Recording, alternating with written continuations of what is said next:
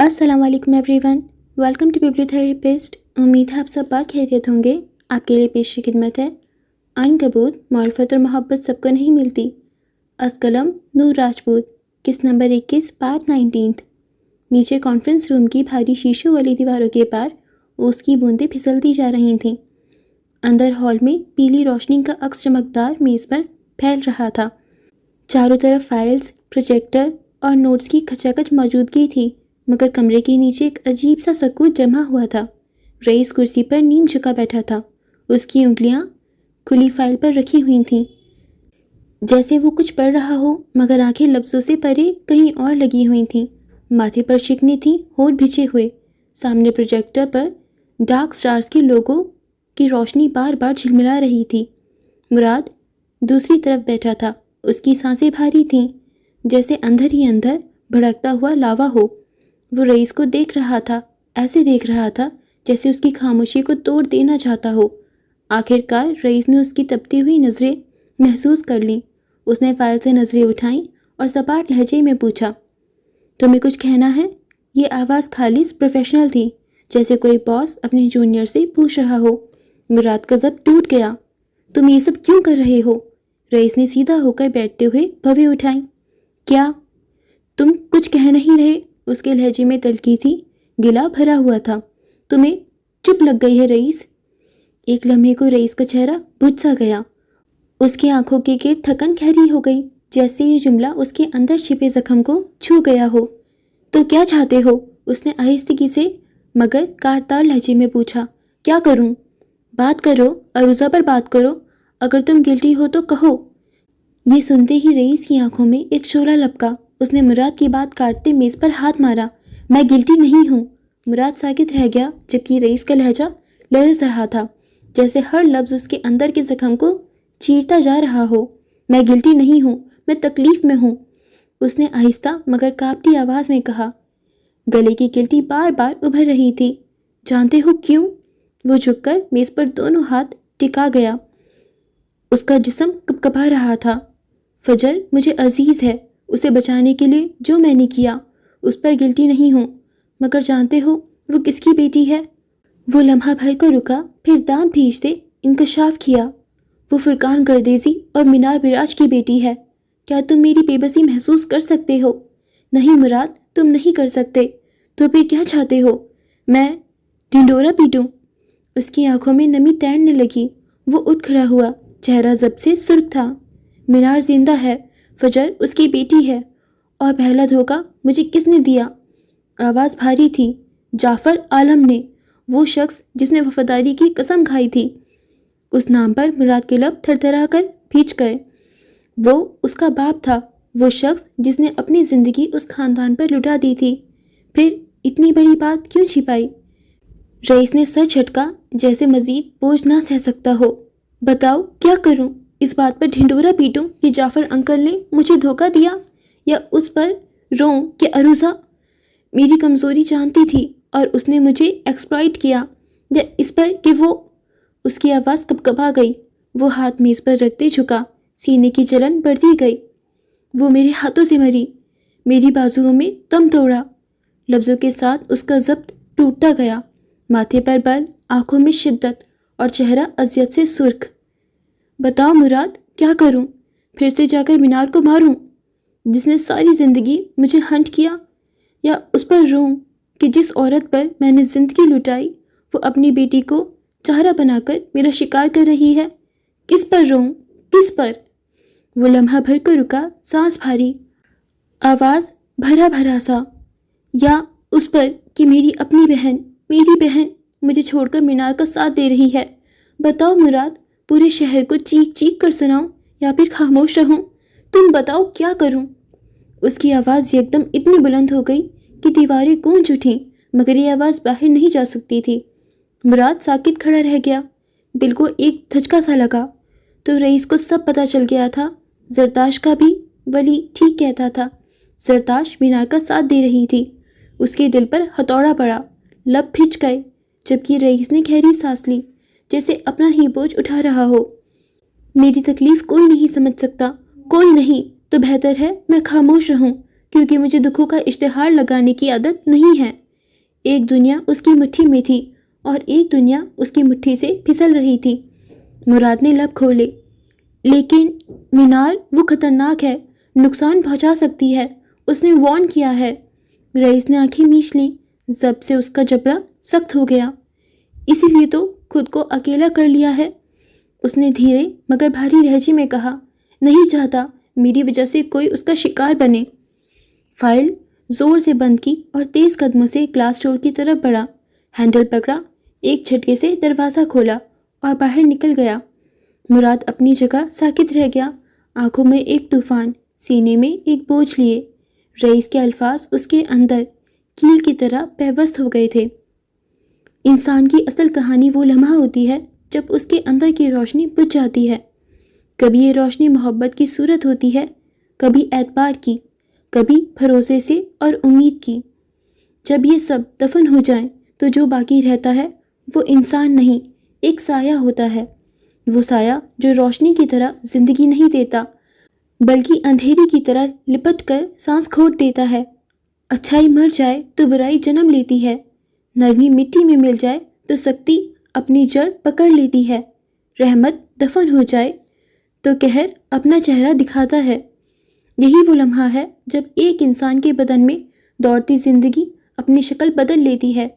وہ جو کبھی نرم، شفیق اور ہمدرد تھی، اب سرد، بے رحم اور انتقام سے لبریز ہو جاتی ہے۔ یہ موت نہیں بلکہ ایک اور پیدائش ہے، ایسی پیدائش جو خون سے نہیں، آنسوں اور ذہن سے پروان چڑھتی ہے، ایسی زندگی جس کا مقصد جینا نہیں بلکہ جال بننا ہے، ایک ایسا جال جو وقت کے ساتھ پھیلتا ہے، مضبوط ہوتا ہے اور آخر کار سب کو اپنی لپیٹ میں لے لیتا ہے۔ اس لمحے کے بعد باقی سانسیں انسان کی اپنی نہیں رہتی، وہ کسی اور کی ملکیت ہو جاتی ہیں، نفرت کی، انتقام کی اور اس عہد کی جس میں محبت کی کوئی جگہ نہیں۔ یہ وہ مقام ہے جہاں ایک وجود مر جاتا ہے اور دوسرا زندہ ہو جاتا ہے۔ وہ زندہ وجود انسان نہیں ہوتا، وہ ایک جال ہوتا ہے، ایک مکڑی کی مانند جو اپنی تقدیر خود بنتی ہے۔ سالوں پہلے وہ لمحہ جب جعفر نے حویلی کے پاس پرانے کمرے کا دروازہ کھولا تو وہاں کا منظر جعفر کے لیے ایک جھٹکے سے کم نہ تھا۔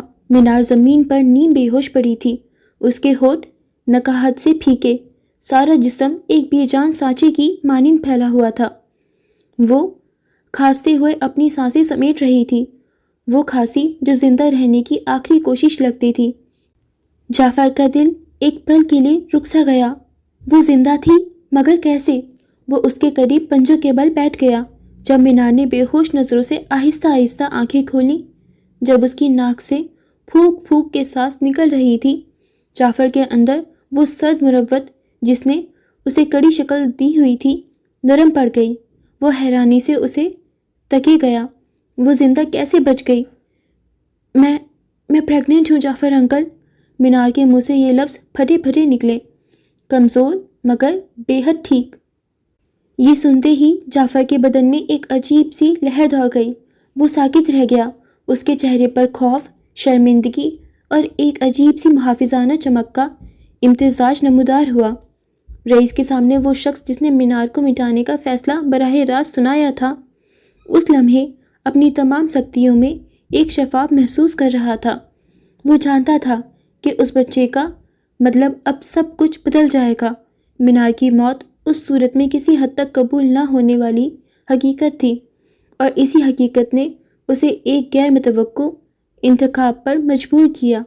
چند لمحے وہ اس کے کپکپاتے وجود کو دیکھتا رہا، اور پھر اس نے ایک فیصلہ کیا۔ وہ مینار کو اٹھا کر اس کے بازوؤں کے نیچے سے سہارا لے کر باہر نکلا۔ راہداری ساکت تھی، اس نے سوچ لیا تھا وہ اس راز کو چھپائے گا۔ اس نے ایک لاوارث لاش کا انتظام کیا، ایک لڑکی جو اسی کی ہم عمر تھی، اس کی کلائی پر وہی بریسلیٹ چپکایا گیا جو مینار کی پہچان تھی، اور پھر حویلی کے اس حصے میں آگ لگا دی۔ یہ مشکل اور خطرناک کام تھا مگر اس نے کر لیا، اور حویلی میں چلتے شعلے فائر بریگیڈ کی بے قراری میں اس نے مینار کی موت مان لی۔ باہر کی دنیا نے ایک فیصلہ سنا دیا تھا، مینار معراج ختم ہو گئی، مگر حقیقت میں ایک چھوٹا سا کمرہ، ایک پرانا فلیٹ تھا جس میں مینار کو رکھا گیا، زندہ مگر اندر سے مر چکی مینار مراج۔ یہ فلیٹ چھوٹا اور گندا تھا، پرانے فرنیچر کی بدبو، کھڑکیوں کی ٹوکریاں جو کبھی نہیں کھلی، مگر جعفر نے وہاں وہ سب رکھا جو ایک حاملہ عورت کو زندگی دے سکتا تھا، غذا، دوا اور خاموشی۔ اس خاموشی میں جعفر خود بھی کھو گیا۔ وہ رئیس کو دھوکہ دینا نہیں چاہتا تھا، مگر اس حالت میں مینار کو مارنا اخلاقیات کے خلاف تھا۔ چنانچہ اس نے فیصلہ کیا جب بچے کی پیدائش نہیں ہو جاتی وہ اسے یہیں رکھنے والا تھا، اس کے بعد یہ بعد میں دیکھا جاتا۔ مینار خاموش رہی، نہ کوئی سوال نہ جواب۔ محلوں میں پلی بڑی لڑکی اس سیم زدہ فلیٹ میں خاموشی سے رہنے لگی۔ وہ زندہ تھی، کس کے لیے؟ انتقام کے لیے۔ اس کے اندر نفرت کا پہلا بیج اسی دن سے بور ہونا شروع ہو گیا تھا جب مرنے کی بجائے اس نے دوبارہ آنکھیں کھول لی تھیں۔ اس کی نفرت صرف رئیس یا جعفر تک محدود نہ تھی، اس نے اپنے اندر ایک ایسی سرد مہربانی اور کڑوی شکایت ابھاری جو بعد میں ایک منصوبہ بنتی۔ اس نے جب سنا کہ اس کی موت کو خودکشی قرار دیا گیا تو اس کے کانوں میں یہ بات خون کی طرح گھس گئی۔ دنیا نے اسے سلجھائے بغیر ختم کر دیا تھا، اس کا خاندان اس کے وجود کو ایک سیاہ داغ بنا کر چھوڑ چکا تھا، سب کچھ راکھ میں بدل چکا تھا، مگر اس کے اندر ایک نئی چیز جنم لے چکی تھی، بدلے کے احساسات۔ جعفر روز آتا، پہلے دنوں میں نخوت بھرے چہرے کے ساتھ، پھر دھیرے دھیرے نرم ہونے والی آواز کے ساتھ۔ وہ کھانا لاتا، دوا دیتا، مینار خاموشی سے کھا پی لیتی۔ باہر جانے کا کوئی راستہ نہیں تھا اور نہ وہ جانا چاہتی تھی۔ باہری دنیا سے رابطہ منقطع تھا۔ دن گزرتے گئے، اس نیم بے ہوش کیفیت سے نکل کر جسمانی طور پر مضبوط ہونے لگی۔ اس کے وجود میں زندگی کی گہما گہمی کا ایک پیچیدہ احساس تھا۔ ایک طرف وہ سرد اور خفت زدہ تھی، دوسری طرف وہ بچے کے لیے کچھ بھی محسوس نہیں کر پاتی تھی۔ جعفر کے آنے جانے کے انداز میں بھی تبدیلی آئی۔ اب وہ صرف روزمرہ کا کھانا اور دوا لانے والا نہ رہا، وہ کبھی باتیں بھی کرتا۔ شہر کے حالات، حویلی کی فضا اور رئیس کی بگڑتی حالت، سب ختم ہو جانا۔ مراج الدین اور ترنم بیگم کا حویلی چھوڑ جانا، وہ سن لیتی مگر کوئی جواب نہ دیتی، اسے چپ لگ چکی تھی۔ وقت کے ساتھ اس نے اپنے اندر کی زخمی پن کو ایک ڈھال میں تبدیل کیا۔ فلیٹ کے باہر دنیا اپنی رفتار سے چلتی رہی۔ اورنگزیب خاندان کا سورج عروج ہو چکا تھا، مگر شہر کی روشنیوں کے پیچھے نئے ستارے چمکنے لگے تھے۔ اس نے اپنے اندر عہد کر لیا کہ وہ اب صرف زندہ رہنے کے لیے نہیں جیے گی، وہ ایک ایسا وجود بنے گی جو اورنگزیب اور گردیزی خاندان کے لیے ایک مستقل خاموش سزا ہوگا، اور یہ سزا اتنی باریک، اتنی دھیمی اور اتنی ناقابل برداشت ہوگی کہ اس کا کوئی بھی مرہم کبھی اپنے کیے کی صفائی نہ کر سکے گا۔ جعفر اس کے معائنے کے لیے ایک نرس کو لاتا۔ جیسے جیسے وقت گزرتا گیا اس نے مینار کے لیے ایک کام والی کا بندوبست بھی کر دیا۔ کام والی ہفتے میں 3 دن آتی اور صفائی کر جاتی۔ مینار نے اس سے کبھی بات نہیں کی، اگر وہ بات کرتی بھی تو صرف اپنے اندر پلتے وجود سے۔ فلیٹ کا وہ چھوٹا سا کمرہ اب اس کے لیے دنیا تھا، ایک ایسی دنیا جس کے سارے دروازے بند تھے، مگر اندر ایک آگ سر اٹھائے جل رہی تھی۔ مینار نے وہاں دن گنے تھے، راتیں گنی تھیں، ہر سانس، ہر درد، ہر پھٹتی ہوئی امید اس کے وجود میں کسی ایک مقصد کی آگ بھڑکانے لگتی۔ وہ روزانہ صبح اٹھ کر ایک ہی ورد دہراتی، رئیس اورنگزیب اور گردیزی خاندان کی تباہی کا ورد۔ تم یاد رکھنا، رئیس اورنگزیب کو یاد رکھنا، اس کی تباہی ہم لائیں گے۔ وہ جیسے اپنے اندر پلتے وجود کو سناتی رہتی، وہ دن میں کئی بار نفرت سے اس کا نام دہراتی۔ اس نے اپنے اندر پلتے وجود کو اگر کچھ سنایا تھا تو یہ نام تھا اور اس کی تباہی۔ ہر ورد کے ساتھ اس کی روح میں نفرت کا ایک بڑا دانہ پھوٹا۔ وہ دانہ آہستہ آہستہ جڑ پکڑنے لگا، جڑ سے تنا بن گیا اور تنا ایک دن درخت بن کر پھل دے گا، ایک ایسا پھل جو رئیس کے لیے زہر سے کم نہیں ہوگا۔ وہ دن رات ایک ہی بات دہراتی، تم یاد رکھنا میں نے تمہیں جو سکھایا ہے، تم تم اس جنگ میں میرا سب سے بڑا ہتھیار ہوگی۔ ایک رات جب چاند اپنے پورے روپ میں تھا اور شہر کی آوازیں مدھم تھیں، اس کی طبیعت بگڑ گئی۔ وہ اکیلی تھی، جعفر نہیں آیا تھا۔ وہ تڑپ رہی تھی، رو رہی تھی، اور پھر وہ آ گیا۔ جب اس نے مینار کی بگڑتی حالت دیکھی تو وہ الٹے قدموں لوٹ گیا اور پھر نرس کو ساتھ لایا۔ اس نے آتے ہی کمرے میں ادویات بسا دی۔ ایک گرم کمبل بڑھایا گیا۔ باہر دنیا پرسکون مگر بے رحم رہی۔ کہانی اپنی پتھریلی رفتار سے آگے بڑھ رہی تھی، مگر یہاں اس چھوٹے فلیٹ کے اندر ایک اور نئی حقیقت نے جنم لیا۔ جب بچی کی آواز نکلی تو کمرے میں رکھی گھڑی کی ٹک ٹک بھی تھم گئی، مگر لمحہ لفانی ہوا۔ نرس نے بچی کو آہستہ سے مینار کی آنکھوں کے سامنے رکھ دیا۔ بچی زندہ تھی، اس کے ہونٹ گلابی، چھوٹا سا سینہ دھڑک رہا تھا، مگر مینار نے ہاتھ نہ بڑھایا۔ اس کا چہرہ زرد تھا، مردنی پن سوار تھا، مگر اس کی آنکھوں میں ایک ایسی شرارت تھی جو چمکتی تھی۔ نہ ماں جیسی ممتا، نہ عورت جیسی محبت، صرف ایک سرد واضح ارادہ۔ نرس نے آہستگی سے کہا، خوبصورت ہے اور ماشاءاللہ بالکل ٹھیک ہے۔ مینار نے بچی کی طرف دیکھا۔ اس کی آنکھوں میں ایک عجیب سی خاموشی تھی۔ پھر اس نے دھیمی مگر واضح آواز میں کہا، تم یاد رکھنا میں نے تمہیں جو سکھایا ہے۔ اس کی آواز لرز گئی مگر کلمے قطعی تھے، تم اس جنگ میں میرا سب سے بڑا ہتھیار بنو گی۔ بچی کی نگاہیں ابھی تک بے مصرف سی تھیں، ایک دنیا جسے ابھی سمجھنا باقی تھا۔ مینار نے اس کا چہرہ قریب سے دیکھا، مگر اس نے اس پر ہاتھ نہ رکھا۔ وہ اسے چھو کر محسوس کرنا چاہتی تھی کہ کیا یہ حقیقت تھی، مگر وہ خوف سے نہیں، ارادے کی وجہ سے رکی تھی۔ وہ جانتی تھی کہ اس چھوٹی سانس کے اندر مستقبل کی ایک کوس غذا بسی تھی، اسی لیے وہ خود کو ایک خاص مقام میں رکھ رہی تھی، صرف پیدا کرنے والی ایک ماں جو محبت کی بجائے منصوبہ دے گی، جو بچے کو ہتھیار کی مانند تیار کرے گی۔ جعفر نے بچی کو دیکھا، اس کے چہرے پر مختلف محسوسات کھیل رہے تھے، خوشی، خوف، ذمہ داری۔ وہ جانتا تھا کہ یہ بچی اس خاندانی ڈھانچے میں ایک ایسی حقیقت تھی جو سب کچھ بدل سکتی تھی، مگر وہ مینار کے ارادوں سے واقف نہیں تھا۔ اس نے نرمی سے پوچھا، نام رکھا جائے؟ مینار نے آہستگی سے سر اٹھایا۔ اس کی آواز ایک راز جیسی تھی۔ نام فجر۔ اس نے لفظ ادا کیے، ایک نام جو پیچیدہ، دھیمی مگر معنی سے بھرا ہوا تھا۔ وہ جانتی تھی کہ یہ نام اس کے منصوبے کی پہلے قدم کا نشان ہوگا۔ فجر معراج۔ اس نے احتیاط سے الفاظ جوڑے، جیسے کسی نقش کو ضبط کر رہی ہو۔ چند دن یوں ہی گزر گئے اور پھر فیصلے کی گھڑی آ گئی۔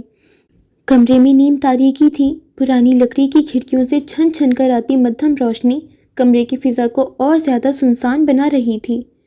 دروازے پر ہلکی سی دستک ہوئی۔ جعفر آہستگی سے اندر آیا۔ اس کی آنکھوں میں ایک عجیب کشمکش تھی۔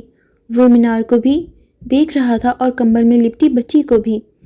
اس نے پہلے کئی بار خود کو تیار کیا تھا کہ یہ جان لے لی جائے، مگر اب جب وہ سامنے کھڑی تھی اس کا دل بدل گیا۔ فیصلہ بچی کی پیدائش کے بعد ہونا تھا اور اب فیصلے کا وقت تھا، اور مینار، وہ اسی کا انتظار کر رہی تھی۔ میں سوچ رہا ہوں تمہیں یہ شہر چھوڑ دینا چاہیے، کہیں اور، کسی اور پہچان کے ساتھ۔ تم یہاں رہو گی تو رئیس کے لیے یہ اور زیادہ اذیت بن جائے گا، اس کے لیے تم مر چکی ہو، یہی بہتر ہے۔ مینار نے ساکت چہرے کے ساتھ سر اٹھایا۔ اس کی آنکھوں میں نہ حیرانی تھی نہ اعتراض۔ اور اگر میں چلی جاؤں تو سب کے لیے آسانی ہوگی، میں تمہارا انتظام کر سکتا ہوں، کسی اور شہر، کسی اور نام سے تمہیں نئی زندگی مل سکتی ہے۔ وہ لمحہ بھر خاموش رہی، پھر اس نے کمبل آہستگی سے آگے بڑھا دیا۔ ننھی بچی کے گال سرخی مائل تھے اور وہ بے خبر نیند میں مسکرا رہی تھی۔ اسے میری ماں کو دے دیجیے۔ جعفر چونکا۔ کیا؟ اس نے ایک لفافہ ساتھ رکھا۔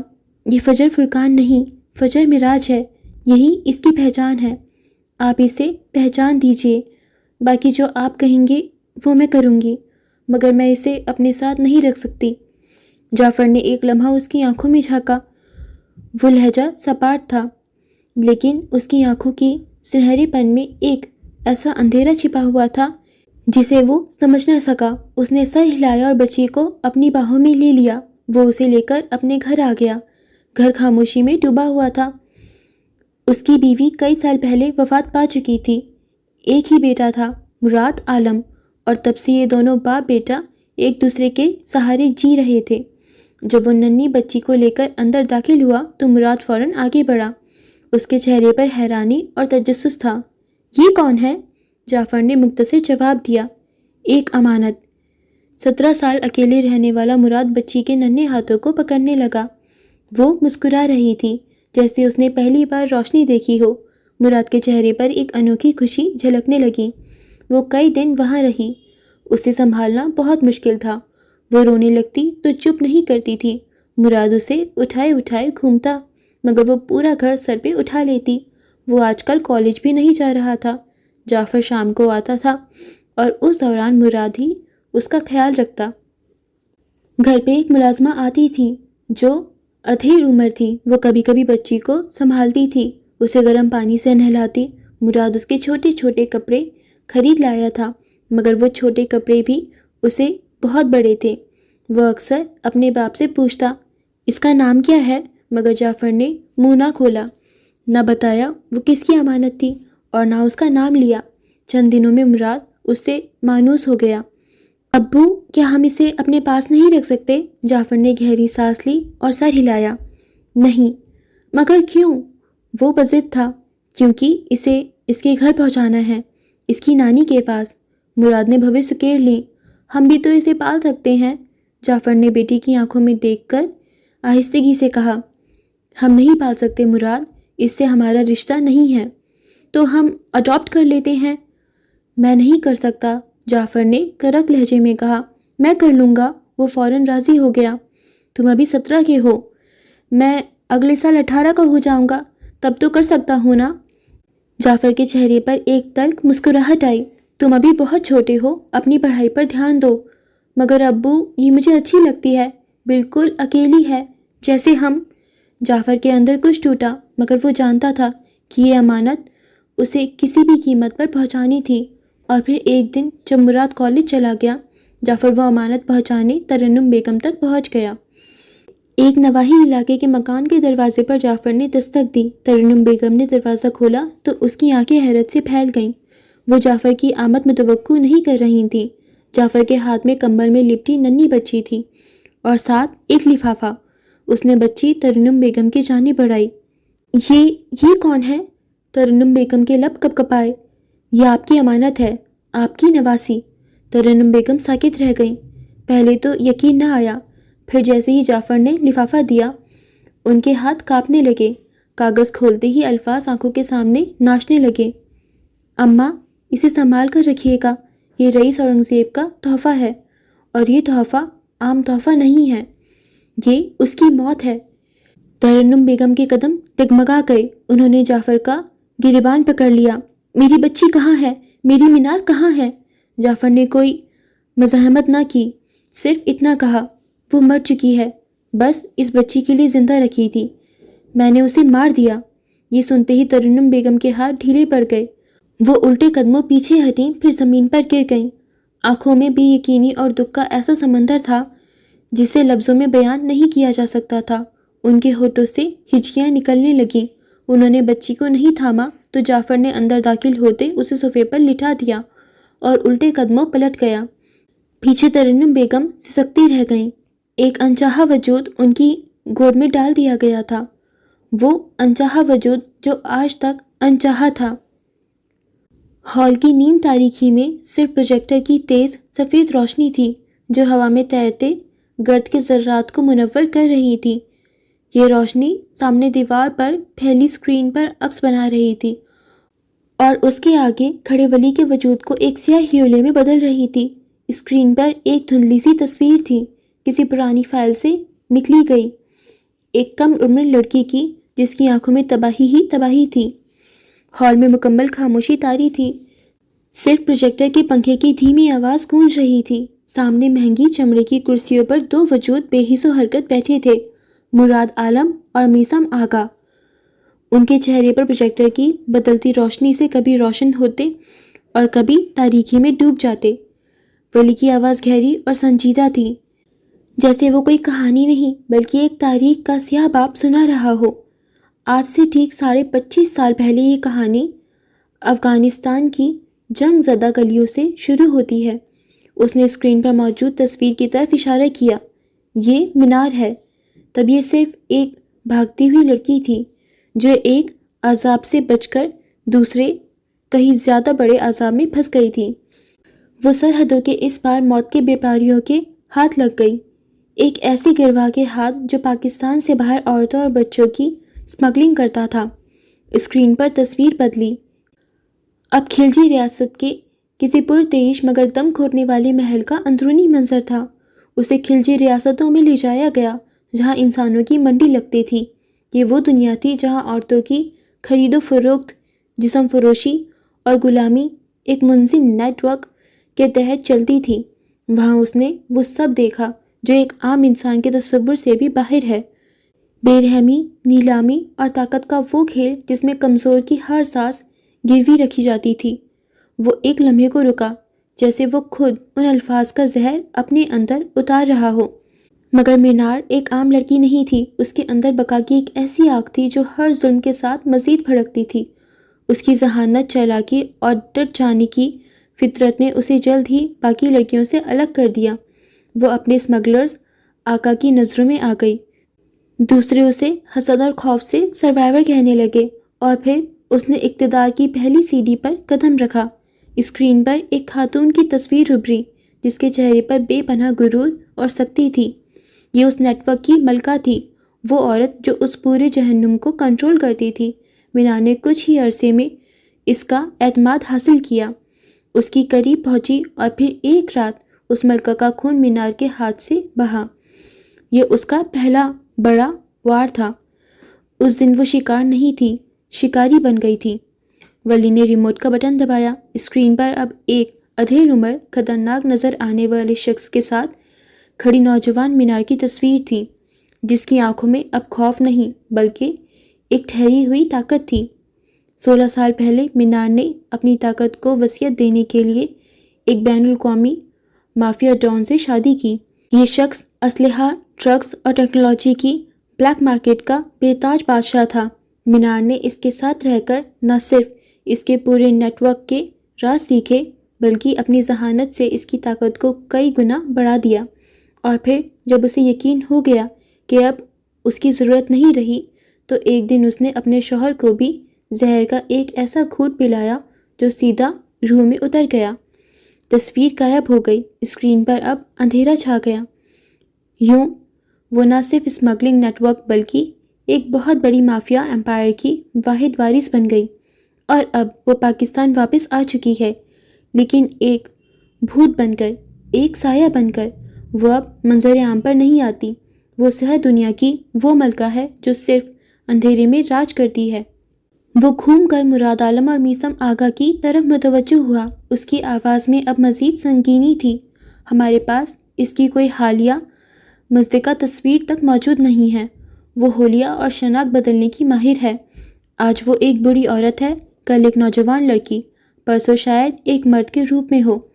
اسے پکڑنا تقریباً ناممکن ہے۔ اس نے ریموٹ سے اگلی سلائیڈ آن کی۔ اسکرین پر 4 بڑے عنوانات ابھرے۔ اس کا پہلا مقصد ذاتی انتقام ہے، رئیس اورنگزیب اور گردیزی خاندان کو مکمل طور پر برباد کرنا، اور ہم جانتے ہیں گردیزی خاندان مٹ چکا ہے۔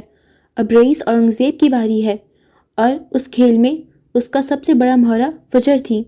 وہ فجر کی زندگی کو اپنے انتقام کی آگ بھڑکانے کے لیے استعمال کرنا چاہتی تھی۔ اس کا دوسرا مقصد پاکستان میں اسمگلنگ نیٹ ورک کا قیام۔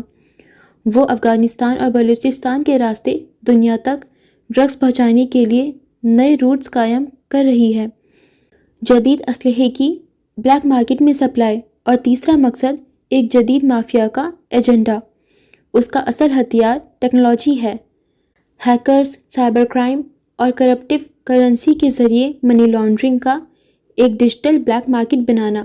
ہمیں اطلاع ہے کہ وہ یونیورسٹیز میں چند ایک ذہین مگر لالچی پروفیسرز کو اپنے ساتھ ملا چکی ہے، جو نوجوان دماغوں کو بھٹکا کر مینار کے نیٹ ورک کو ذہنی اور تکنیکی طاقت فراہم کرے گا۔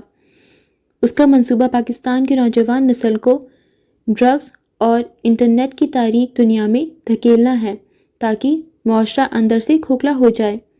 اس کا چوتھا اور آخری مقصد طاقت اور حکومت پر اثر۔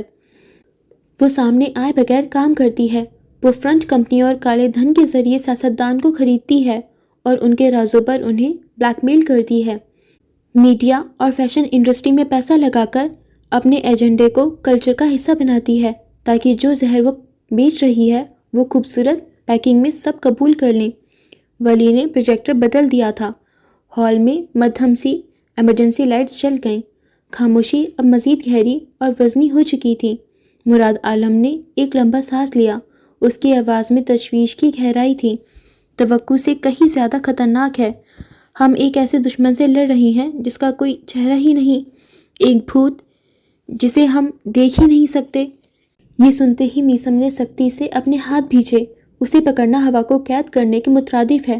وہ کوئی ایک شخص نہیں، ایک شناخت نہیں، وہ جب چاہے جو چاہے بن سکتی ہے۔ اس کا سب سے بڑا ہتھیار یہی ہے کہ وہ ہماری نظروں سے اوجھل ہے۔ ولی خاموشی سے سنتا رہا جبکہ مراد پھر سے بولا، اس کا مطلب ہے کہ ہم سیدھا اس پر حملہ نہیں کر سکتے۔ ہمیں پہلے اسے اندھیرے سے باہر نکلنے پر مجبور کرنا ہوگا۔ ہمیں کوئی ایسی چال چلنی ہوگی کہ وہ اپنا اصل چہرہ دکھانے پر مجبور ہو جائے۔ ولی نے اپنی جگہ واپس لیتے ہوئے کہا، بالکل، اور اسی لیے ہمیں محتاط رہنا ہوگا۔ میں کل شہر سے باہر جا رہا ہوں فجر کے ساتھ۔ ایک بزنس میٹنگ ہے، لیکن میں نے پیچھے سیکیورٹی انتہائی سخت کر دی ہے۔ کوئی بھی انجان شخص مینار میں میری اجازت کے بغیر داخل نہیں ہو سکتا۔ ہر کونے پر نظر رکھی جا رہی ہے۔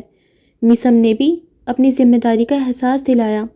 میں نے بھی رئیس گروپ کی تمام سائٹس اور ان کے گھر کی سیکیورٹی دگنی کر دی ہے۔ ہمارے آدمی ہر جگہ موجود ہیں۔ مراد عالم نے دونوں کی طرف دیکھا۔ یعنی ہمارا مقصد اسے مارنا نہیں ہے۔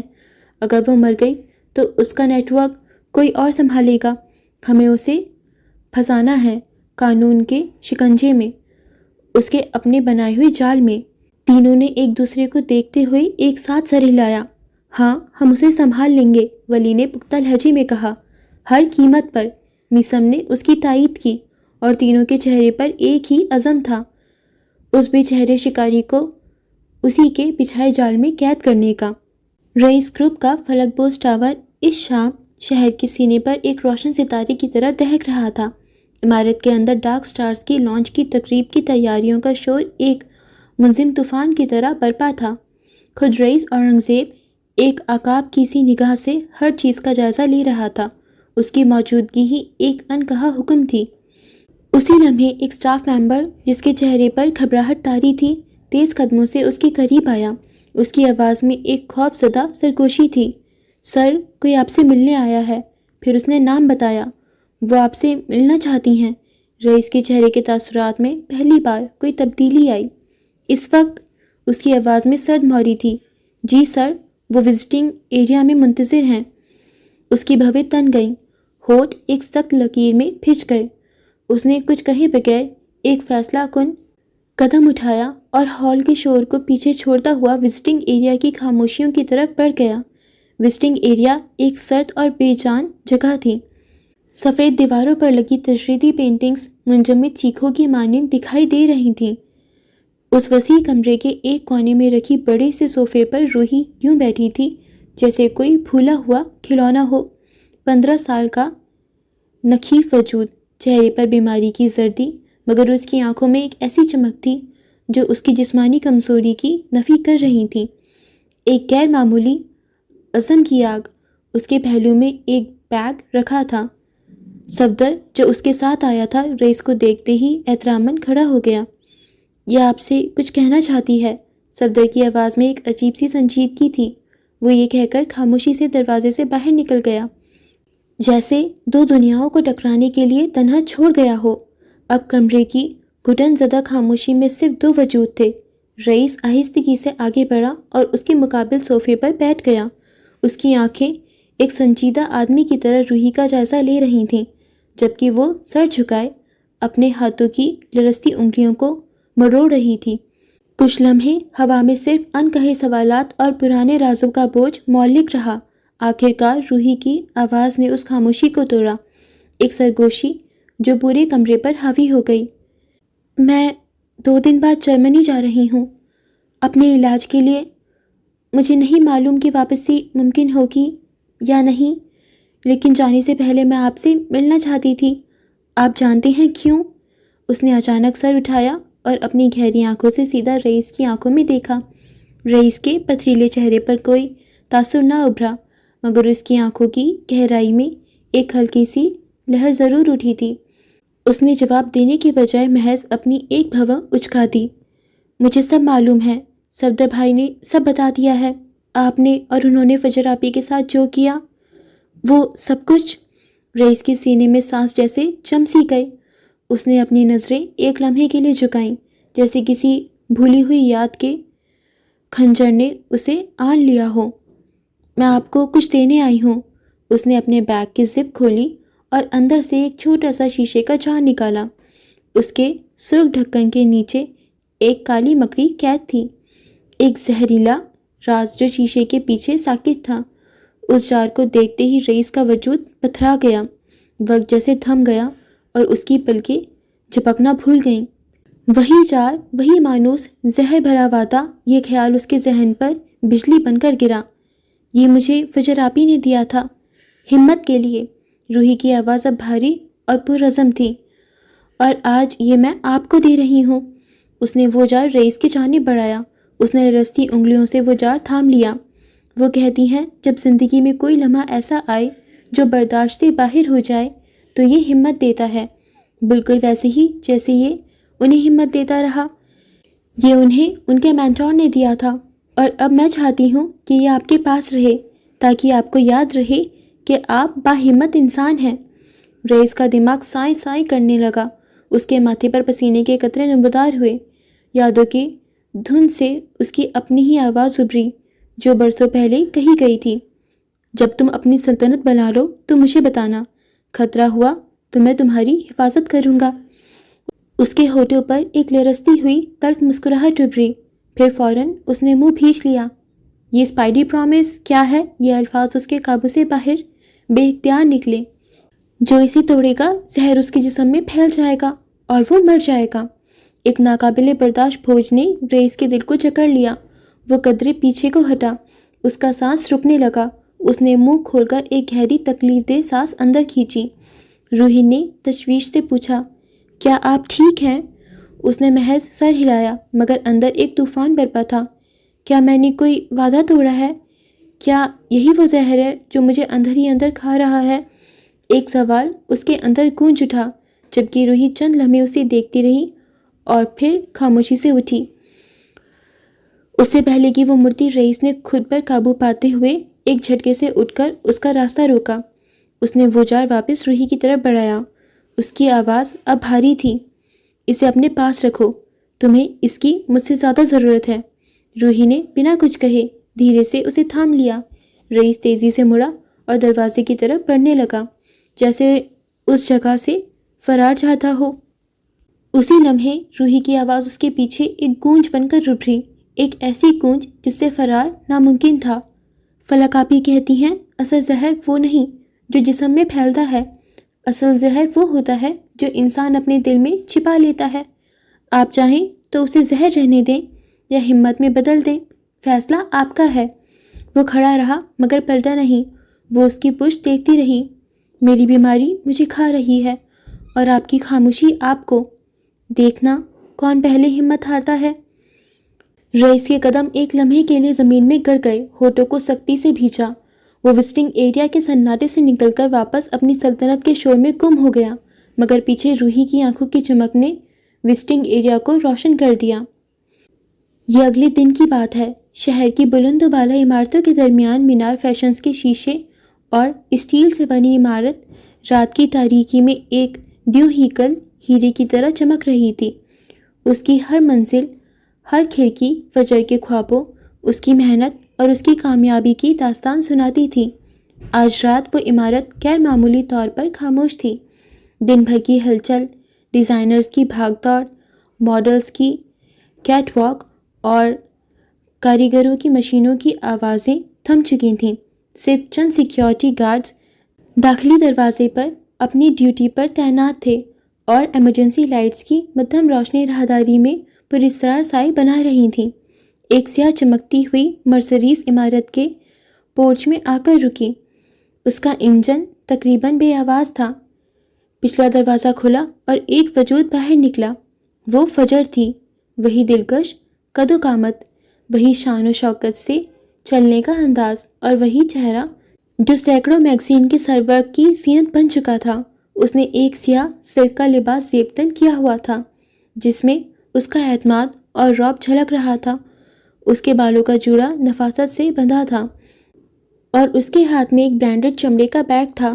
گارڈز نے اسے دیکھتے ہی مؤدبانہ انداز میں سر جھکایا۔ میڈم، آپ اس وقت سب خیریت؟ چیف گارڈ نے آگے بڑھ کر پوچھا۔ اس کے لبوں پر ایک ہلکی، تقریباً ناقابل فہم مسکراہٹ نمودار ہوئی۔ ہاں، سب خیریت ہے، بس ایک ضروری فائل دفتر میں رہ گئی تھی، وہی لینے آئی ہوں۔ تم لوگ اپنی ڈیوٹی کرو۔ اس کی آواز میں وہی مانوس حکم اور ٹھہراو تھا، لیکن آج اس میں ایک عجیب سی سرد مہری بھی شامل تھی۔ گارڈز نے مزید کوئی سوال نہیں کیا کیونکہ فجر کا رات گئے اچانک دفتر آنا کوئی نئی بات نہیں تھی۔ اس کا جنون ہی اس کی کامیابی کی دلیل تھا۔ اس نے اپنا ایکسیس کارڈ استعمال کیا اور شیشے کے بھاری دروازے خودکار طور پر اس کے لیے کھل گئے۔ اندر داخل ہوتے ہی اس کے قدموں کی آہٹ وسیع و عریض لابی میں گونجنے لگی۔ سنگ مرمر کا فرش چاندنی میں نہایا ہوا تھا۔ دروازوں پر فجر کے سب سے مشہور ڈیزائنز کی بڑی بڑی تصویریں آویزاں تھیں۔ درمیان میں ایک بے جان مینیکوئن نے اس کا شاہکار دی شیڈو کوئین کاسٹیوم پہنا ہوا تھا۔ وہ چند لمحے اس کے سامنے کھڑی رہی۔ اس کی نگاہیں کاسٹیوم کے پیچیدہ کام اور اس پر چڑھے ہزاروں نگینوں پر جمی تھیں۔ ایسا لگا جیسے وہ اپنی سب سے بڑی کامیابی کو الوداع کہہ رہی ہو۔ اس کے قدم اپنی منزل کی طرف اٹھنے لگے۔ وہ لفٹ کی طرف جانے کے بجائے سیڑھیوں کی طرف مڑی۔ اس کے ہیلز کی ٹک ٹک کی آواز خاموشی کو چیر رہی تھی اور ایک عجیب تناؤ پیدا کر رہی تھی۔ وہ اپنے پرتیش دفتر کی طرف نہیں گئی، نہ ہی کانفرنس روم کی طرف۔ اس کا رخ عمارت کے دل کی طرف تھا، چوتھی منزل، جہاں ڈیزائن اسٹوڈیو تھا، ورک شاپ اور سب سے قیمتی کپڑوں کا اسٹور روم تھا۔ یہ وہ جگہ تھی جہاں خیالات جنم لیتے تھے اور خوابوں کو حقیقت کا روپ دیا جاتا تھا۔ اس منزل پر پہنچ کر اس نے دوبارہ اپنا کارڈ استعمال کیا۔ دروازہ کھلا اور وہ اندر داخل ہو گئی۔ یہاں ہوا میں ریشم، چمڑے اور نئے کپڑوں کی ملی جلی خوشبو رچی بسی تھی۔ میزوں پر ادھورے خاکے بکھرے پڑے تھے، ڈمیز پر نامکمل لباس تھے اور دیواروں پر آئندہ کلیکشن کے موڈ بورڈ سجے تھے۔ یہ ایک تخلیقی پناہ گاہ تھی، ایک مقدس جگہ جہاں فجر نے اپنی زندگی کے بہترین سال گزارے تھے۔ وہ سیدھا اسٹور روم کی طرف بڑھی، جس کا دروازہ اس نے ایک مخصوص کوڈ سے کھولا۔ اندر داخل ہوتے ہی اس کی آنکھوں میں ایک عجیب سی چمک ابھری۔ یہاں روشنی مدھم تھی، لیکن شیلفوں پر رکھے فرانسیسی شیفون، اطالوی ریشم اور نایاب بیروکیٹ کے تھان مدھم روشنی میں بھی جگمگا رہے تھے۔ یہ صرف کپڑے نہیں تھے، یہ ایک سلطنت کا خزانہ تھا، فجر کی سلطنت کا خزانہ۔ اس نے اپنا بیگ میز پر رکھا اور اسے کھولا۔ اس میں کوئی فائل نہیں تھی۔ اس کے اندر سے پلاسٹک کی 2 بڑی بوتلیں اور ایک لائٹر نکالا۔ بوتلوں میں پیٹرول تھا۔ اس کے ہاتھ ذرا بھی نہیں کانپ رہے تھے۔ اس نے انتہائی سکون اور اطمینان سے پہلی بوتل کھولی اور اس کی بدبودار رطوبت کو سب سے قیمتی ریشم کے تھانوں پر انڈیلنا شروع کر دیا۔ کپڑے کا رنگ گہرا ہوتا گیا اور پیٹرول کی تیز بو نے کپڑوں کی نفیس خوشبو کو دبا دیا۔ ایک ایک کر کے اس نے ہر شیلف کو بھگونا شروع کر دیا۔ وہ ایسے چل رہی تھی جیسے کوئی کسان اپنے کھیت میں بیج بو رہا ہو، لیکن وہ بیج نہیں، بربادی بو رہی تھی۔ اس کے ذہن میں خیالات کا ایک طوفان برپا تھا۔ کتنی محنت، کتنے خواب! فجر نے اس جگہ کو اپنا سب کچھ دیا، اپنا وقت، اپنی نیند، اپنی محبت۔ اس نے سوچا اور اس کی سوچ میں زہر بھرا ہوا تھا۔ رئیس کو اس کی یہی کامیابی، یہی ضد پسند تھی نا؟ ایک تلخ مسکراہٹ اس کے چہرے پر پھیل گئی۔ اب دیکھے گا رئیس کہ جب سلطنتیں جلتی ہیں تو راکھ کیسی دکھتی ہے۔ اس نے دوسری بوتل اٹھائی اور ورک شاپ کے حصے میں آ گئی۔ یہاں اس نے لکڑی کی میزوں، ڈیزائنوں کے خاکوں اور تیار شدہ ملبوسات پر پیٹرول چھڑکا۔ اس نے خاص طور پر شیڈو کوئن کا کاسٹیوم کے اصلی خاکے کو نشانہ بنایا جو ایک شیشے کے فریم میں دیوار پر لگا ہوا تھا۔ اس نے فریم توڑا، کاغذ کو باہر نکالا اور اسے پیٹرول سے تر کر دیا۔ نافرمانی کی سزا یہی ہوتی ہے فجر، تم نے میری بات نہیں مانی، وہ زیر لب بڑبڑائی۔ اس کی آنکھیں انتقام کی آگ سے دہک رہی تھیں۔ جب اسے یقین ہو گیا کہ ہر کونے میں آگ بھڑکانے کا سامان ہو چکا ہے تو وہ کمرے کے بیچ میں آ کر کھڑی ہو گئی۔ اس نے ایک آخری نظر اس جگہ پر ڈالی۔ ہر چیز اپنی جگہ پر تھی لیکن اب موت کی بو سے بسی ہوئی تھی۔ پھر وہ سیکیورٹی روم کی طرف گئی، وہاں کچھ کام کیے اور پھر مزید ایک دو اہم کمروں سے ہوتے ہوئے واپس وہیں آئی۔ پھر اس نے اپنے بیگ سے لائٹر نکالا۔ اس کے انگوٹھے نے ایک چھوٹی سی حرکت کی اور ایک کلک کی آواز کے ساتھ ایک ننھا سا شعلہ نمودار ہوا۔ اس کی روشنی میں اس کا چہرہ کسی انتقامی دیو کی طرح لگ رہا تھا۔ اس نے ایک لمحے کے لیے اس شعلے کو دیکھا اور پھر اسے قریب ترین پیٹرول سے بھیگے کپڑے کے ڈھیر کی طرف بڑھا دیا۔ جیسے ہی شعلے نے پیٹرول کو چھوا، ایک دھماکہ خیز آواز کے ساتھ آگ بھڑک اٹھی۔ ایک لمحے میں نارنجی اور نیلے رنگ کے شعلے چھت کی طرف لپکے۔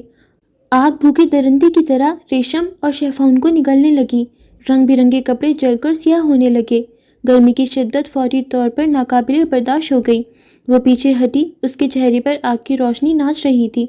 اس کی آنکھوں میں کوئی خوف، کوئی پچھتاوا نہیں تھا، صرف ایک گہرا خوفناک سکون تھا۔ اس نے جلتے ہوئے اسٹوڈیو کو دیکھا جہاں فجر کے خواب، اس کی شناخت اور اس کا مستقبل جل کر راکھ ہو رہا تھا۔ وہ سکون سے مڑی اور اسی راستے سے واپس چل پڑی جس سے وہ آئی تھی۔ اس کے پیچھے آگ کے چٹکنے اور لکڑی کے جلنے کی آواز بلند ہو رہی تھی۔ دھواں راہداریوں میں بھڑکنے لگا لیکن وہ اطمینان سے چلتی رہی جیسے وہ کسی باغ میں چہل قدمی کر رہی ہو۔ اس کے قدموں کی ٹک ٹک اب آگ کی دہاڑ میں دب رہی تھی۔ جب وہ لابی میں پہنچی تو بالائی منزل سے دھوؤں کے مرگولے نظر آنے لگے۔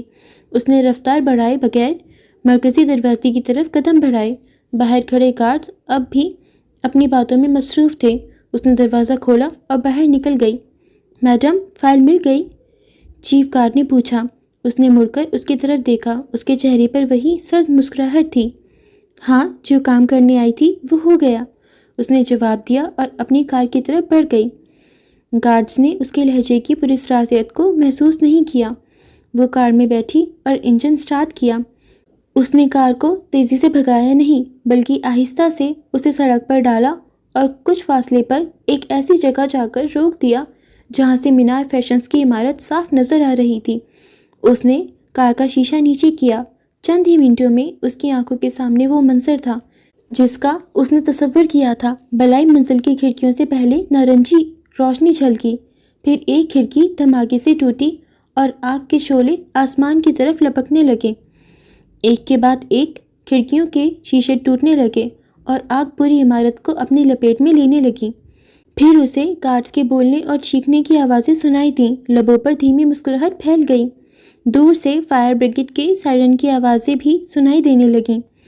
عمارت جو چند منٹ پہلے تک کامیابی اور شان و شوکت کا مینار تھی اب ایک جلتا ہوا جہنم بن چکی تھی۔ شعلے آسمان کو چھو رہے تھے اور سیاہ دھواں شہر کی فضا میں پھیل رہا تھا۔ وہ اس منظر کو دیکھتی رہی۔ اس کی آنکھوں میں شعلوں کا عکس تھا۔ اس کے چہرے پر کوئی تاثر نہیں تھا سوائے ایک گہرے فاتحانہ سکون کے۔ جل جاؤ، وہ سرگوشی میں بولی۔ آواز میں نفرت کی گہرائی تھی۔ ہونٹوں پر ایک مکمل فاتحانہ مسکراہٹ نمودار ہوئی۔ چہرے کے تاثرات بدل گئے۔ وہ اب پراعتماد کامیاب بزنس ویمن نہیں لگ رہی تھی۔ اس کی آنکھوں میں ایک جنون تھا، ایک تاریکی تھی جو فجر کی آنکھوں میں کبھی نہیں دکھتی تھی۔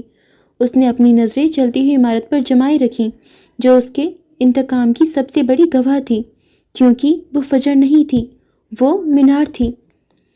صبح کی پہلی کرنیں جب لاہور کے افق پر نمودار ہوئیں تو وہ اپنے ساتھ امید کی روشنی نہیں بلکہ ایک بھیانک حقیقت کا عکس لائی تھیں۔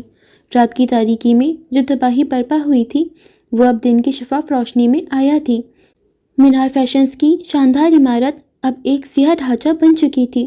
اس کے ٹوٹے ہوئے شیشوں سے اب بھی دھوئیں اٹھ رہے تھے جیسے عمارت آخری سانس لے رہا ہو۔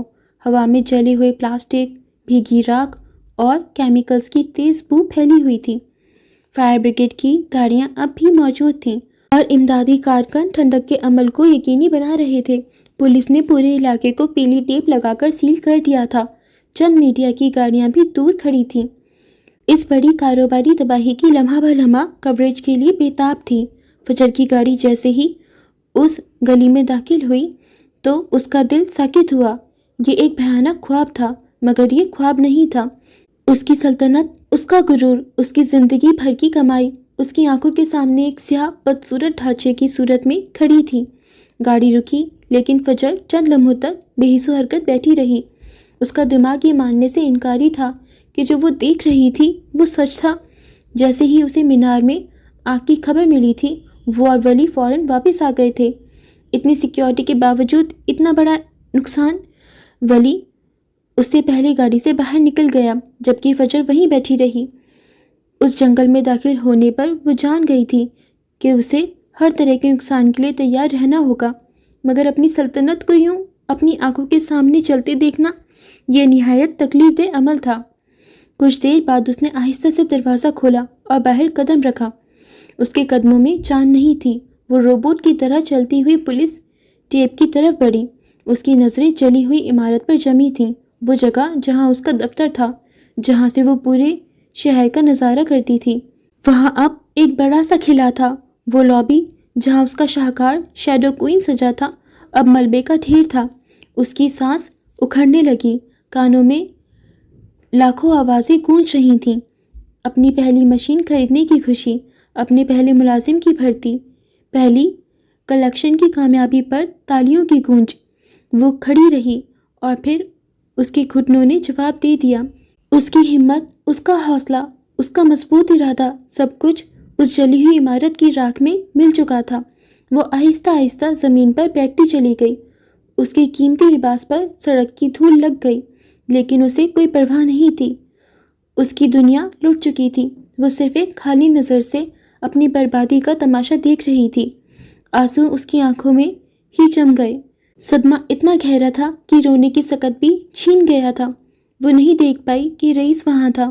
وہ ان سے پہلے وہاں موجود تھا۔ اس نے جیسے ہی فجر کو اس حال میں زمین پر بیٹھے دیکھا، اس کے دل پر جیسے کسی نے گرم سیسا انڈیل دیا۔ اس کے چہرے پر ضبط اور غصے کی لہر ابھر کر ڈوب گئی۔ وہ مضبوط قدموں سے چلتا ہوا اس کی جانب بڑھا۔ ہر قدم اٹھاتے ہوئے اسے ایسا محسوس ہو رہا تھا جیسے وہ کانچ کے ٹکڑوں پر چل رہا ہو۔ وہ اس کے سامنے پہنچا اور پھر دھیرے سے پنجوں کے بل اس کے سامنے بیٹھ گیا۔ کچھ کہنا چاہا، لیکن الفاظ اس کے حلق میں ہی دم توڑ گئے۔ وہ اس عورت کو اس طرح ٹوٹا ہوا نہیں دیکھ سکتا تھا۔ فجر نے اپنی خالی نظریں اٹھا کر اسے دیکھا اور پھر اس کی آواز ایک ٹوٹی ہوئی سرگوشی کی طرح نکلی۔ آپ نے کہا تھا میں سلطنت بنا لوں، خطرہ ہوا تو آپ حفاظت کریں گے۔ اس نے پہلی بار شکوہ کیا۔ یہ الفاظ نہیں تھے، ایک یاد دہانی تھی، ایک ٹوٹے ہوئے اعتماد کی کرچی۔ رئیس نے ضبط سے اپنی آنکھیں مینچ لیں۔ دل کی تکلیف اتنی شدید تھی کہ لگا جیسے سانس رک جائے گی۔ وہ کیا جواب دیتا؟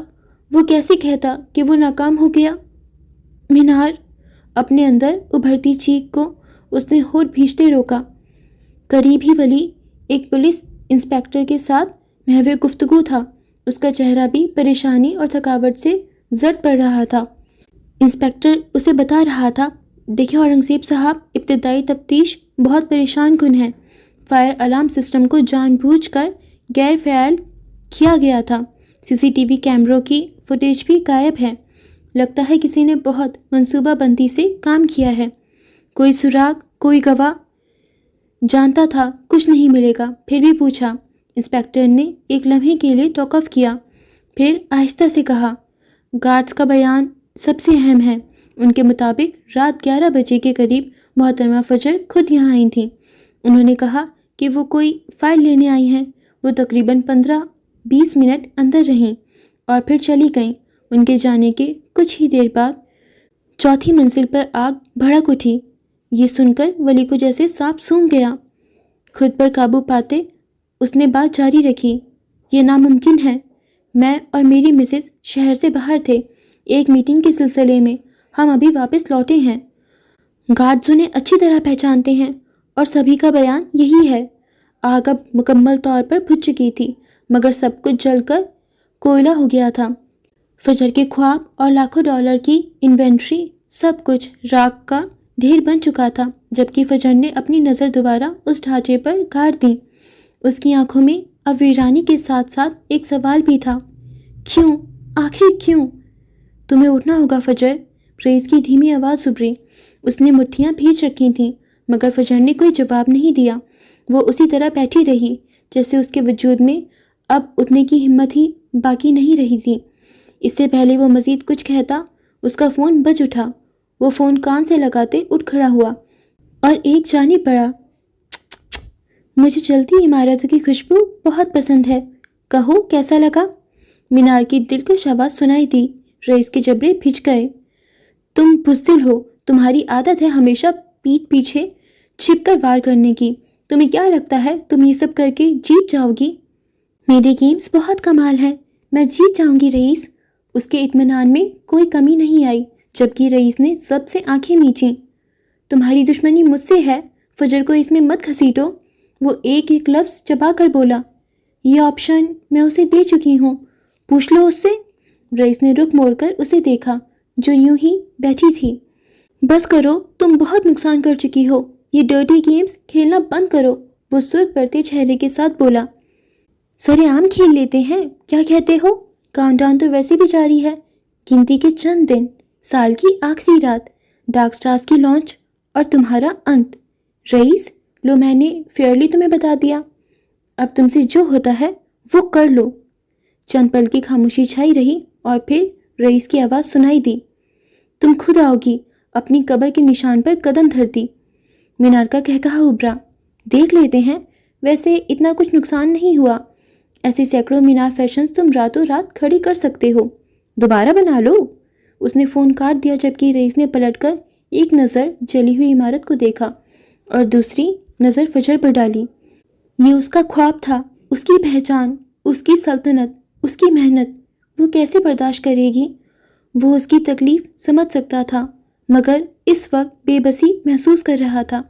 فجر کی تکلیف اسے تکلیف پہنچا رہی تھی، اور یہی تو مینار چاہتی تھی کہ وہ تڑپے، سسکے اور گر گڑائے۔ وہ اسے جھکا ہوا دیکھنا چاہتی تھی۔ رات کا آخری پہر تھا، کمرے میں ہلکی پیلی روشنی جل رہی تھی۔ کھڑکی کے پار اندھیرے میں شہر کی روشنیوں کے عکس لرز رہے تھے۔ ہسپتال کے اس پرتعیش سویٹ کے کمرے میں روحی اس وقت اکیلی تھی۔ وہ بستر پر نیم دراز اپنے پتلے وجود کو کمبل میں لپیٹے ہوئے ہاتھوں میں ایک کامک بک تھامے تھی۔ صفحے پلٹتے وقت اس کی آنکھوں میں بچپنے کی ایک جھلک آتی تھی، جیسے وہ لمحہ بھر کے لیے اپنی بیماری، ہڈیوں کے درد اور کل کے سفر کو بھول گئی ہو۔ اچانک کمرے کے دروازے پر ہلکی سی دستک ہوئی۔ اس نے چونک کر سر اٹھایا۔ کتاب اس کی گود میں کھلی رہ گئی۔ دروازہ آہستگی سے چرچراتا ہوا کھلا۔ کمرے کے اندر نیم روشنی میں ایک سراپا ابھرا۔ اسے دیکھتے ہی روحی کی آنکھوں میں اچانک چمک جاگ اٹھی۔ اس کے ہونٹوں پر حیرت بھری مسکراہٹ دوڑ گئی۔ فجر آپی! وہ لمحہ بھر کے لیے خوشی سے دمک اٹھی، مگر اگلے ہی پل جیسے کسی اندیکھے خوف نے اس کے دل پر دستک دی۔ اس کی آنکھیں سکڑ گئیں، مسکراہٹ بجھ گئی اور چہرے پر حیرت کے ساتھ ہلکی الجھن اتر آئی۔ اس کا دل تیز دھڑکنے لگا۔ آپ فجر نہیں ہیں؟ دروازے پر کھڑی عورت کے ہونٹوں پر ایک پراسرار مسکراہٹ پھیلی۔ وہ لمحہ بھر خاموش رہی، پھر دھیرے سے بولی، ہیلو برٹ۔ یہ آواز نرمی میں لپٹی ہوئی، مگر اندر کہیں بجلی کی سی کاٹ لی ہوئی تھی۔ روحی کی ریڑھ کی ہڈی میں سنسنی دوڑ گئی۔ وہ ساکت ہو گئی۔ دروازے کی دہلیز پر کھڑی وہ عورت اب دھیرے دھیرے قدم اٹھاتی اس کی جانب بڑھنے لگی۔ اس کی ایڑیوں کی چاپ کمرے میں عجیب سا جادو کھول رہی تھی، جیسے ہر قدم کے ساتھ ہوا بھاری ہوتی جا رہی ہو۔ جاری ہے۔ اوکے فرینڈز، تو اسی کے ساتھ ہمارا 21 ایپیسوڈ، جو ہماری ناول کا لاسٹ سیکنڈ ایپیسوڈ تھا، یہیں پر ختم ہوتا ہے۔ سو فرینڈز، میں امید کرتی ہوں کہ آپ کو ناول بہت انٹرسٹنگ لگ رہا ہوگا۔ جو مینار نے کیا بھائی، اس بار تو حد ہو گئی۔ مطلب اس کو کوئی تمیز بچی ہے یا نہیں بچی ہے، کوئی اس کو انسانیت ہے ہی نہیں۔ چاہتی کیا ہے وہ؟ اس نے فجر کی پوری مینار فیشنز کو آگ لگا دی، کتنی گھٹیا حرکت کی ہے. فرینڈز، ناول نے جو موڑ لے لیا ہے وہ اتنا زیادہ سسپیشیس ہے، اتنا خوفناک ہو رہا ہے کہ میں آپ کو بتا نہیں سکتی. اب ہمارا آخری ایپیسوڈ بچا ہے جو ایپیسوڈ 22 ہے. میں نے آج 22 ایپیسوڈ کا PDF کھولا اور میں نے چیک کرنا چاہا کہ اس میں کتنے پیجز ہوں گے. And guys I was shocked. میں ایکسپیکٹ کر رہی تھی کہ ہو سکتا ہے 300 پیجز ہوں، 350 پیجز ہوں. یہ 500 پیجز سے پلس ایپیسوڈس ہیں guys, 500+ pages. I was literally shocked. اتنا بڑا ایپیسوڈ. پھر میں نے سوچا کہ چلو ٹھیک ہے. سو لاسٹ ایپیسوڈ کے کم از کم 15 پارٹس بنیں گے. جو ہمارا ایپیسوڈ 22 ہوگا کم سے کم 15 پارٹس تو بن ہی جائیں گے. سو گائز آپ کو اس کے لیے انتظار کرنا پڑے گا. باقی میں امید کرتی ہوں کہ آپ کو ناول انٹرسٹنگ لگ رہا ہو، آپ کو اچھا لگا ہو یہ سن کے. اور آپ کا کیا اوپینین ہے، آپ کا کیا پرسپیکٹیو ہے اس ایپیسوڈ کو لے کے، آپ ہمارے ساتھ کامنٹس کے تھرو پلیز شیئر کریے گا. تو فرینڈز، اگر آپ نے ابھی تک ہماری یوٹیوب چینل کو سبسکرائب نہیں کیا تو پلیز جلدی سبسکرائب کر لیجیے. اینڈ پلیز میرے انسٹاگرام اکاؤنٹ کو بھی فالو کر لیجیے گا. اب ہم ملیں گے لاسٹ ایپیسوڈ میں، اور میں نے آپ کو بتا ہی دیا کہ اس کے 15 پارٹس بنیں گے. تو خیر وہ لاسٹ پارٹ تو نہیں ہوگا، تھوڑا سا آپ کو انتظار کرنا پڑے گا ناول کمپلیٹ ہونے کے لیے. بٹ فائنلی ہم لاسٹ ایپیسوڈ تک پہنچے، اس بات کی خوشی ہے. تو چلیے اب ہم ملیں گے نیکسٹ ایپیسوڈ میں. Till then take care of yourself and your loved once.